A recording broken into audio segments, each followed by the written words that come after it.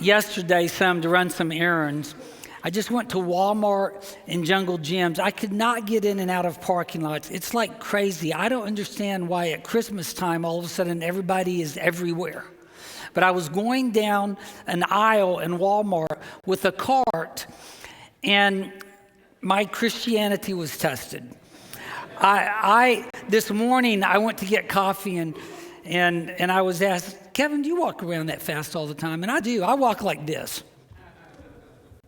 This is how I walk everywhere I go.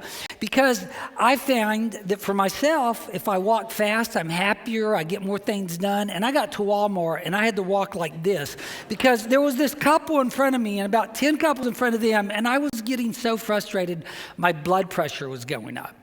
And I thought several times there was this older couple in front of me, and I don't know if they were really that much older than me, but they acted like they were a lot older than me.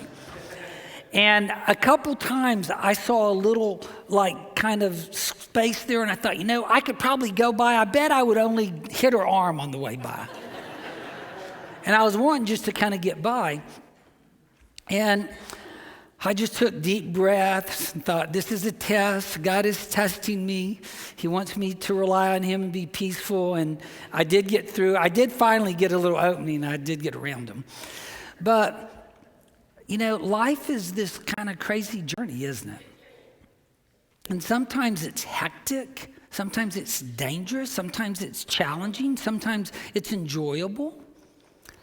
And when I think about the journey that we all go on through life, and I think about the Christmas story and the journey that Jesus went on as he left heaven and came to earth, had to avoid his parents had to avoid having him killed by Herod.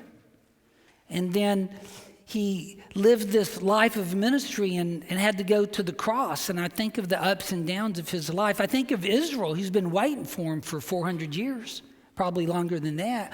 And you look at their history, and the Babylonians came and conquered the Israelites, especially northern Israel.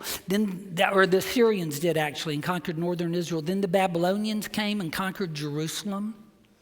And then the Persians came and conquered Babylon, and Cyrus sent some of them home. So Nehemiah went back, and Zerubbabel before him, and they rebuilt the temple, and they rebuilt the city of Jerusalem. But they'd still been waiting for 400 years since the prophet Malachi for the Messiah that was promised. And while they were waiting, the Greeks then destroyed the Persians, and they came back and they ransacked the temple. And Antiochus Epiphanes IV came in and desecrated the holy place, and he went in there and sacrificed a pig in the holy place. So the Israelites had been going through a lot of trials and waiting a long time, and they were just on a very difficult journey. We talked a little bit last week about the journey that Mary and Joseph were on, and they had to take a donkey about 90 miles, and there was nowhere for them to stay, and they ended up in a stable. And then their son was born, and they put him in a manger, and he was surrounded by animals. It's not the most sanitized place to have a baby. But we're all on this journey, and all the people of faith have always been on journeys. In Hebrews chapter 11, verse 13 through 16, that talks about some of the great giants of faith in the Old Testament. And here's what it says about them. All these people were still living by faith when they died. They did not receive the things promised. They only saw them and welcomed them from a distance. And they admitted that they were aliens and strangers on earth.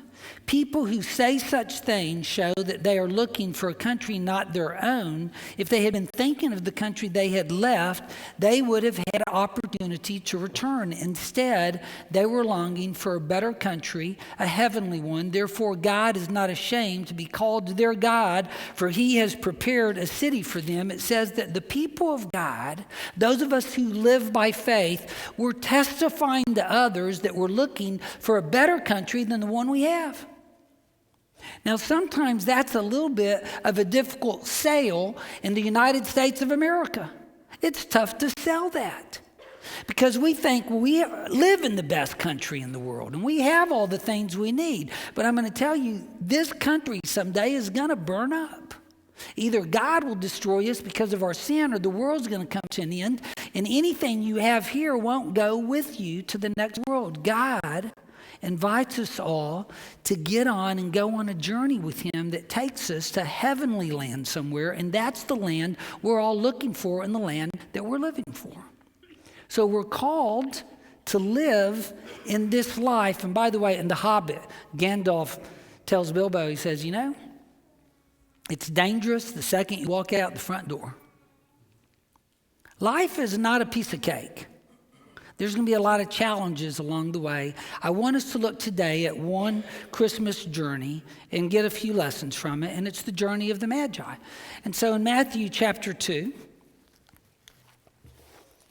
and we'll read the first couple verses to begin with. After Jesus was born in Bethlehem in Judea, during the time of King Herod, Magi from the east came to Jerusalem and asked, "Where's the one who's been born King of the Jews? We saw his star in the east, and we've come to worship him." Now, I want to just straighten out a few facts about these Magi. They weren't kings. We've seen this on We Three Kings of Orient are. Well, they weren't kings.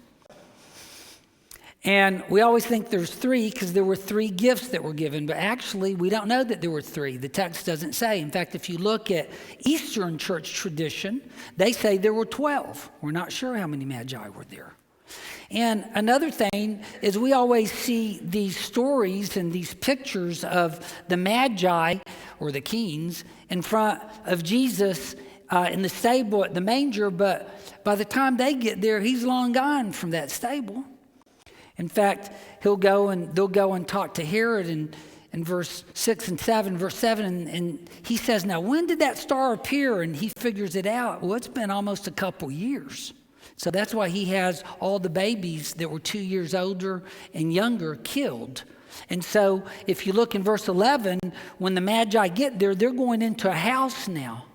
So they moved for some reason from the stable to a house, and they stayed there in Bethlehem for a couple years before God takes them out of there and takes them to Egypt to avoid the death that Herod was bringing. And so these Magi, they weren't kings, but they were masters of the constellations. They studied wisdom. They studied prophecy. They studied the stars. The stars were really important back then. They were the GPS of the ancient times. You go out at night and you're on a journey and you don't get lost because you know where the constellations are and where the stars are. And they were very respected and wise. And somehow, these wise men that came from the east, and by the way, we know about these wise men. When you study historical records, there was a group of Magi, and they lived in Persia. And today, modern day Iran. That's where they lived. And there was a community that goes way back, all the way back to the Babylonians. And then during the time of the Persians, Cyrus had this group, and they became a community of Magi. And we have historical records outside of the Bible that tells about this community. But we also know about these Magi from Daniel. If you remember, this summer we studied Daniel some, and Daniel was a part of the Magi. In fact, King Nebuchadnezzar, it says, placed Daniel over all the wise men in Babylon. And then when Cyrus, the king of Persia, came and conquered Babylon, Daniel kept his position, the Bible says. He was still over all the wise men. So it stands to reason that these wise men from Persia, of all places, that are looking for a Jewish king must have been influenced by Daniel. Who else would have tipped them off? You know, you look at Daniel chapter 9, verse 2, and it says that Daniel was studying the Bible and reading the prophet Jeremiah, and he realized that Jeremiah predicted that captivity would last 70 years, and it had been 70 years, and he knew that God now was going to give them release, that Cyrus was going to send his people home, so he started praying to God. Daniel read the book. And so it's very likely that Daniel was aware of this prophecy in Numbers 24:17 that says, "I see him, but not now. I behold him, but not near. A star will come out of Jacob. A scepter will rise out of Israel." There's a star that's expected that's going to be the advent or the sign of the advent of the coming king. Whatever it was that Daniel had had inculcated into this group of wise men, they received this sign. Maybe an angel accompanied it, but they were looking at the stars. They were waiting for the star, and they saw this star, and they began a faith journey following the prompting of God. And that's what all of us are called to do in this life. In this fragile, dangerous, joyful life, is we're called to launch out on a journey of faith and to go with God. So I want us to just learn a few simple lessons this morning about that journey. The first is these were surprising guests. Along the journey that God calls you, you're going to be surprised at who God includes. Who would have thought that in this Jewish faith, this Jewish Messiah, that some of the very first people that God would call to his side to have a front row seat at the birth of Jesus would be Persians from the Far East. And yet they were the ones that came to bow before Jesus, to acknowledge Jesus. And as you go through your life, you're going to be surprised at the guests that God is going to invite to join you along the way. So along our journey, we need to be open and ready to invite all different types of people. Sometimes we put barriers up. I know we don't intend to, but we do. Because not only do we want them to believe in Jesus, but once they believe in Jesus, we have a whole nother list that we want to indoctrinate with them to make sure they believe exactly the way we do. But I'm going to tell you that the only thing God requires for salvation is faith in Jesus Christ and responding to that faith. Those are the only two things that God requires.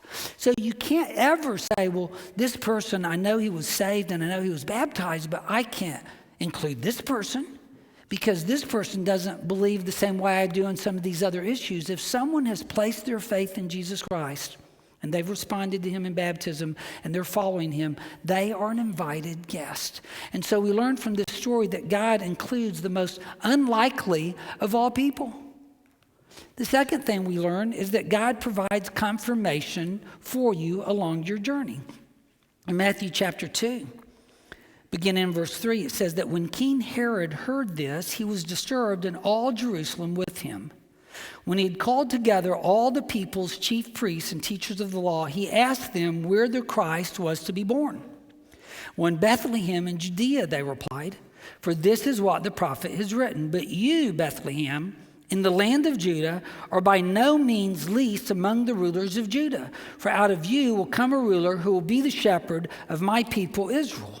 After hearing this, Herod calls the Magi back in, and he tells them, I consulted with the high priest and the priests, and they said that this king is to be born in Bethlehem. Well, that was a confirmation. And here's one thing I want us to be encouraged by. If you devote yourself to God's word, if you pray, and a few Sundays ago, I challenged everybody in this church to spend 5 minutes a day reading the Bible. You know, I'm going to bring this up over and over and over again because I know God's not going to get everything he wants out of us till we do this. And not just read the Bible, but he wants us to pray. Because if we don't read the Bible and pray, Satan has this great way of just kind of deadening the spirit a little bit. He kind of takes away our enthusiasm, and we miss what God's doing when it's right in front of us. We get caught up in what Satan's doing and get all upset, and we get dragged away, and we're not rooted in God the way he wants us to be rooted. So we need to be reading this on a daily basis. And when we do, you're going to find confirmations along the way. God's going to answer a prayer. God's going to reveal to you that he's working through you to affect someone else's life. God is going to reveal to you some areas in your life that need to be changed. But if we are on this journey with God, we will receive some confirmation. If you're not getting any confirmation, something is wrong about your journey with God. So the third thing is you don't go on this journey with God without facing trials. So when we look here at Matthew chapter 2, it says in verse 3, well, King Herod heard this and was disturbed, and all Jerusalem with him. And when he had called together the people's chief priests and teachers of the law, he asked them where the Christ was to be born. Now here's what happens sometimes. The problem with Herod and the Jews is they have power. They are in control, and they are threatened by change. And God is a God of surprising things and a God of change, and it's change that will continue to evolve every day of our life.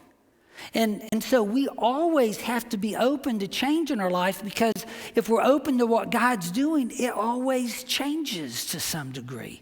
The message doesn't change. It's always that God created us, that God loved us through Jesus Christ, that this word is a witness to what he has done for us through Jesus.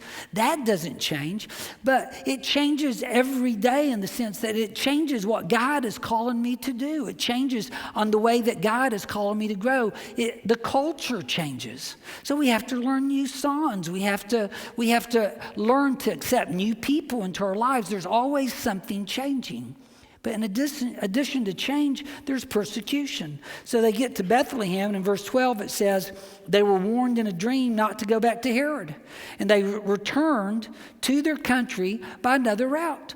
So there are always going to be trials in your life. You can't get away from challenging things that will test you to the very core. It's going to challenge your faith. You're going to be challenged as to whether or not you're going to continue on this journey with God or get off and pick your own path. It's going to happen constantly in your life, because Satan is always actively seeking to devour our lives. And there's going to be times when the most difficult thing in the world is going to be to say, yes, I'll do it God's way. I'm not going to go my own way. Even though my own way seems easier, it seems like it's going to work out better, I'm going to trust God and do it God's way. Now, a lot of times we just try and avoid all these things in our life. I was on a plane trip to Oklahoma for Thanksgiving, and I sniffle a lot. I have allergies. I wish I could get rid of allergies. I cannot get rid of allergies. You'll see me with a Kleenex before I get up to preach, just praying that I get clear enough to preach. It's just been a lifelong struggle. I've tried shots. I've tried everything. So I got in this plane, and I sat in the middle, and Monica was on the window, and this lady sat next to me, and she heard me sniffling. I do that a lot.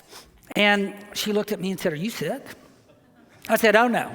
It's just allergies. I feel a breeze coming in." We were up close to the front through the open door on the airplane, and I'll be just fine. So I blew my nose, and Monica doesn't like me to blow my nose in public, but it was that or not breathe. I blew my nose, and I thought I'm good to go now, and sure enough, I could breathe perfect now. But that lady didn't trust I wasn't sick. So she took her little sweater and pulled it up over her head. And I took a picture of it. Y'all, this was a 1-hour trip from Chicago to Lubbock. Oh, let's see. No, this was the one from Cincinnati to Chicago, 1-hour trip, and she never took that off the entire way.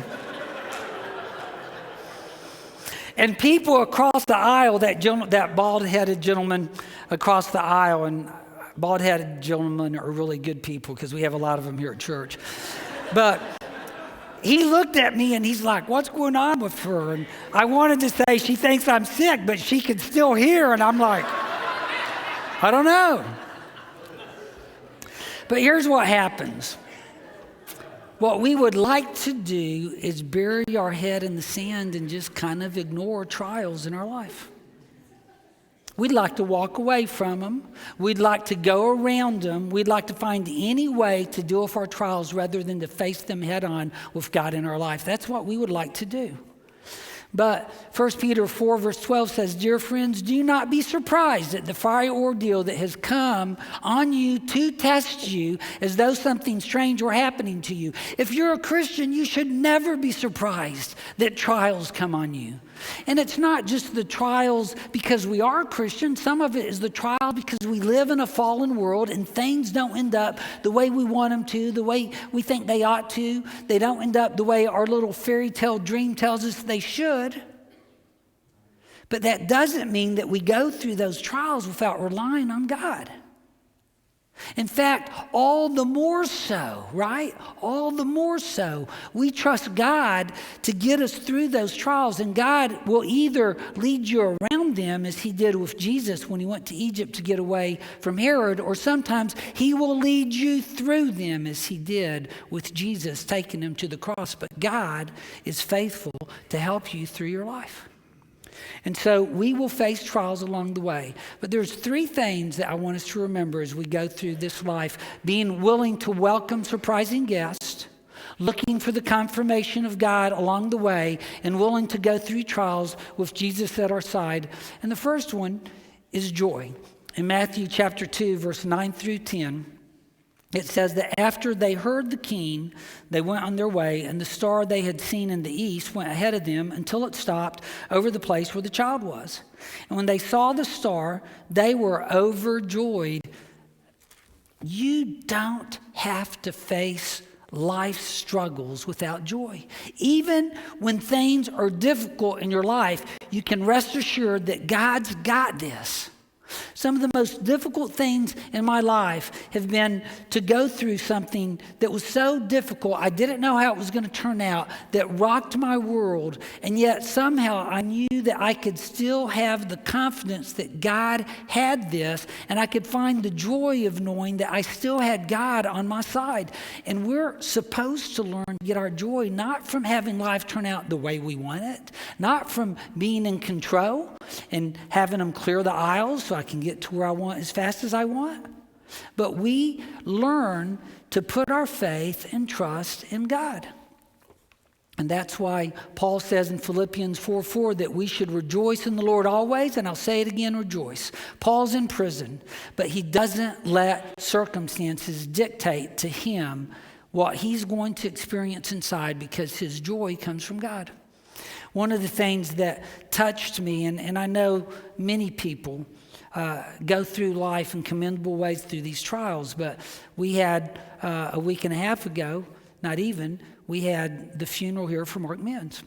And I've had the privilege of being able to follow Dave and Carla, and especially Dave on Facebook. He puts quite a few things on Facebook. But you know, what great tragedies they've been through in their life. And I've found all this out just since I've been here in the last few months. And yet, what a great attitude of trusting in God and having faith and continuing to have hope and joy in spite of what circumstances God has put in their path. And isn't that what we want to do as a church family? Is we want to be able to trust God through our trials and to have joy as we go through those trials. And then the next thing that we see along the way, not only should we still find joy, but look here in verse 11. On coming to the house, they saw the child with his mother Mary, and they bowed down and worshiped him. Now, I don't know if it was maybe this, you know. I'm not sure. But they prostrated themselves before the Lord. Did you know that in older days, in the tradition of the church, that all Christians would prostrate themselves as a part of their worship, just like I did?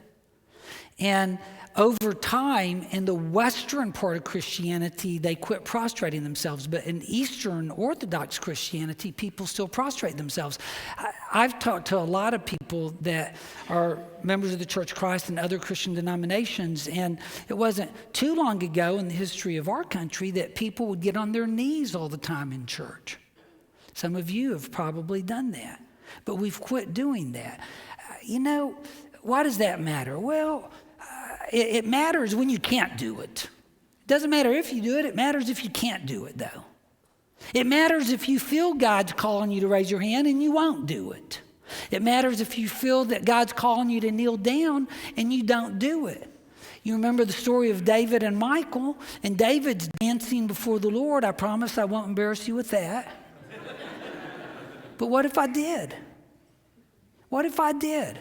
Michal criticized David for it, and it put a wedge in the relationship that ended up being a permanent one, because David wasn't ashamed to give everything he had to God. He wasn't ashamed. It says in Matthew 22, verse 37, love the Lord your God with all your heart, with all your soul, and with all your mind. You give him everything. You give him your heart, you give him your mind, you give him your spirit, you give him your emotions. It's not just a mental exercise, it's a complete release of everything you have to God. So when you come here on Sunday mornings, give him everything. Don't let anything hold you back. When you're worshiping God Monday, Tuesday, Wednesday, Thursday, Friday, and Saturday, give him everything. I remember when I was a young single man as a campus minister driving around, and I was lonely. I wanted to get married and I was lonely, but I was learning to rely on God. And I remember driving down the road and they would have love songs about how this person loved this lady and she was the best thing ever in his life. And I started to learn to sing those songs to God. I would put God in the place of that person, and I poured out my heart towards God because I loved him so much and knew how much I needed him. We need to keep that passion all our life. It's not something you have when you're young and then you look back and talk about it like I just did. And I'll tell you that there's been times through my life I've gotten away from that, but I'm getting back to it. And I want you to get back to it with me because God wants us to always worship. And the last thing that we learn along the way on their journey is that they give. It says, on coming to the house, they saw the child with his mother Mary, and they bowed down and worshiped him. Then they opened their treasures and presented him with gifts of gold, of incense, and of myrrh. We're here in this fragile vessel on this journey that God has called us to, but we have a purpose. And it's not just to take care of ourselves. Our purpose is to invest in others. It's to give to others. That's what God put us here. And when we give, God gives back even more generously to us. And so we are all supposed to find ways that we can serve. Peter says each of you should use whatever gift you've received to serve others as faithful stewards of God's grace in its various forms. I don't know what gift you have, but whatever God gave you, it's to help someone else.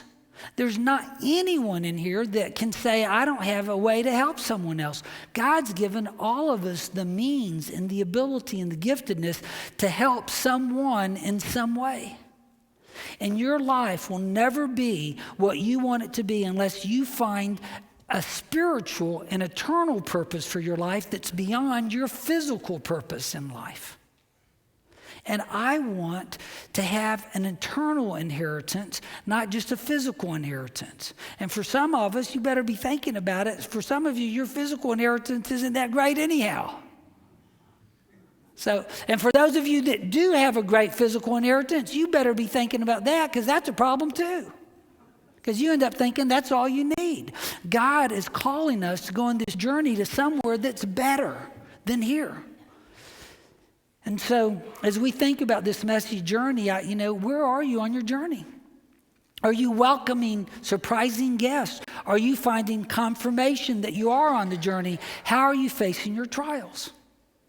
I want you to look at this last little video clip before we finish. Well, you coming? Where?